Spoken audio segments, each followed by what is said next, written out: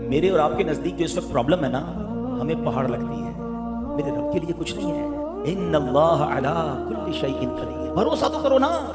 मुझे लग रहा है ये हल नहीं हो सकता, मुझे लगता है मैं निकल ही नहीं सकता, मुझे लगता है मैं फंस गया।